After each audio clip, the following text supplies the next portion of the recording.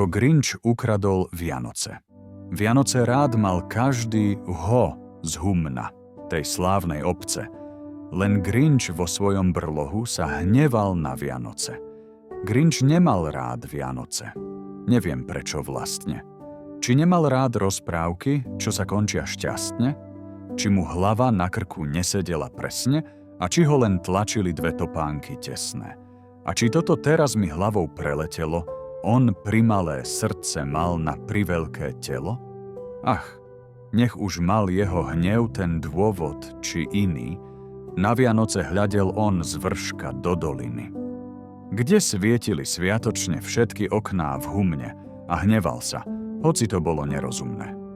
Keď videl, čo každý práve vtedy robil. Práve každý imelom svoj príbytok zdobil.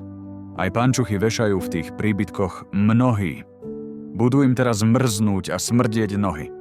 A potom Grinch zakričal: Ej, bysťu, veď ja vám tie Vianoce prekazím, krk vám na to dávam. Len počkajte do zajtra, to sa zaprisahávam. Deti v humne všetky vstali ráno, každé hneď k svojim hračkám letí.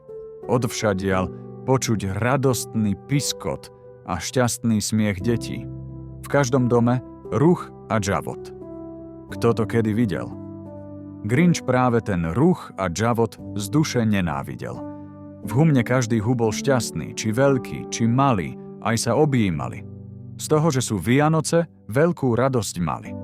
Už sa jedlá na stôl blížia. Ej, to budú hody! Grinch len z diaľky zavonia to. Div ho nerozhodí.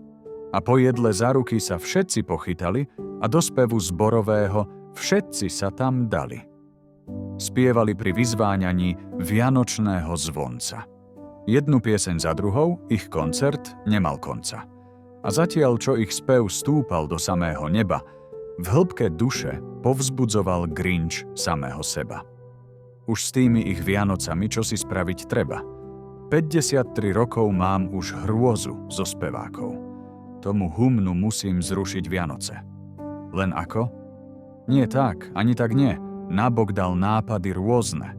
A zrazu mu zišlo na čosi ozaj hrozné. Najprv skríkol, to je ono, potom rozosmial sa zasa. A rýchlo prezliekol sa Grinch za Santa Clausa.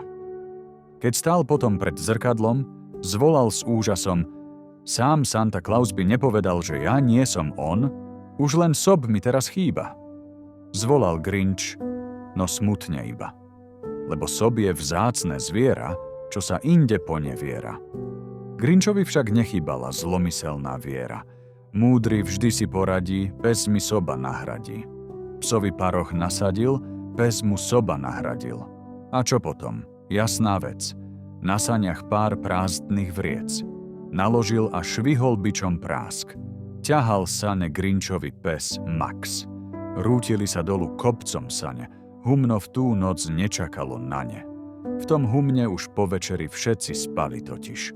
Ako mača do cmaru, keď sotiš. Všetky okná boli tmavé, trblietal sa iba sneh. Len chrápanie ozýva sa spoza dvier aj spopod striech. Onedlho sa už Grinch po námestí vezie. Na prvú z mnohých striech už lezie. Na pleci on prázdne vrecia nesie. Po malej rozcvičke a príprave šmyk dolu komínom.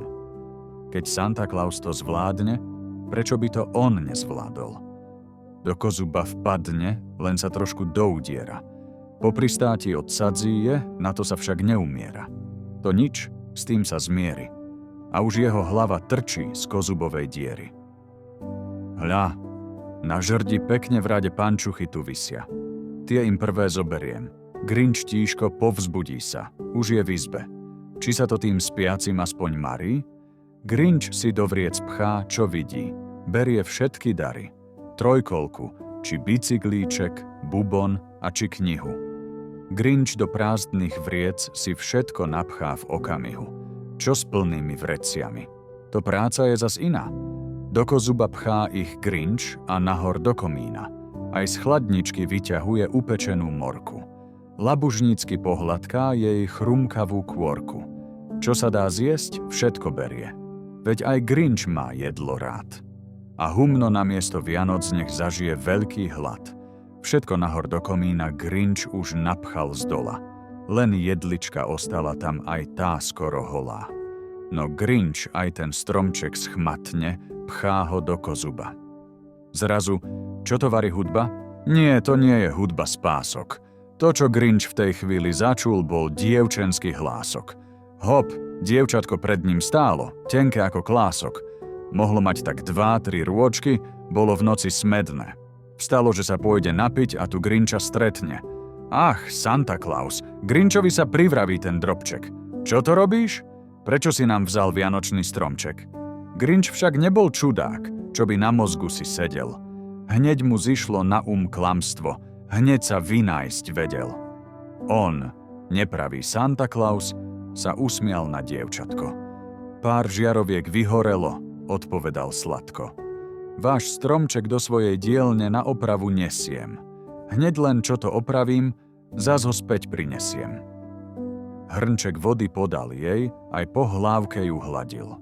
Dievčatko aj do postielky ešte vyprevadil. Obalamutil to dieťa skrátka? Nuž? A potom on. Pchal vianočný stromček ďalej hore komínom. Čo ostalo ešte v izbe? Keď sa pozrel nadol. Na posledné poleno mu ešte pohľad padol. Na dláške už ostala len jedna omrvinka. No tá za reč nestála, lebo bola malá, malilinká. A tak šlo to z domu na dom, rad radom. Kým Grinch z humna vypadol, do rána on vykradol každý jeden dom. V každom dome ostala len jedna omrvinka, čo pre každú myšku, aj pre našu knižku, bola malilinká. Ešte v humne spali všetci, ešte drichmal každý ho. No Grinch sane plné veci hnal už k svojmu brlohu. Hore kopcom ťahal ich pes Max. Nadobudol malý Havko v tom ťahaní prax. Už sú hore, už Grinch odpočíva, už sa iba z kopca nadol díva. O Vianoce okradnuté vstávať bude humno, pripraviť sa o ten plezír mu príde nerozumno. Každý bude sviatky oplakávať. Radoval sa Grinch vo svojom brlohu, že nariekať hu, bude každý hu. No nadarmo Grinch ráno čuší a natrča nadol uši. Darmo nadol sa aj nahol. Nestúpal plač z dola nahor. Čo začuli jeho uši? Bodlo ho až v duši, keď v tom humne vstali ráno z posteli. Všetci boli šťastní, všetci veselí. Nevšimli si, že im niečo chýba, ako večer, tak aj ráno tešili sa iba. Nejaký plač neznel z humna do výšok. To, čo Grinch tam hore začul, bol pre neho šok. Dole v humne každý spieval, či veľký, či malý. Nikoho nič netrápilo, všetci sa tam smiali. Vianoce Grinch darmo kradol, aj tak prišli oni. Prišli ako vždy, keď v nebi snežný zvonček zvoní. Grinch ucítil, že mu nohy mrznú zrazu v snehu, keď sa díval na vianočnú nežnú snežnú nehu. A grinčal. Čo za vietor sem s Vianocami zadul? Keď prišli aj bez darčekov, bez tašiek a škatúľ? 3 hodiny čudoval sa, kým ten problém riešil. Potom zvolal ale nežne, vôbec nezahrešil. Vianoce pre tých tam dole nie sú iba veci. Sú niečo viac, preto oni vyspevujú všetci. A čo potom? Každý v humne vám tú správu rečie, že Grinchovo srdce bolo zrazu 3-krát väčšie. Grinch k tým dole rozbehol sa, láska ho k ním viedla. Vrátil im on všetky hračky, ozdoby i jedlá. A potom stál za vianočným stolom v humne spôsobne. Pečenú morku všetkým krájal sám Grinch osobne. A to je všetko, milé deti. Nedaleko na kopčeku koza stála, na chvostíku zvonec mala a keď zazvonil zvonec rozprávke, bol koniec. Dobrú nôcku, detičky.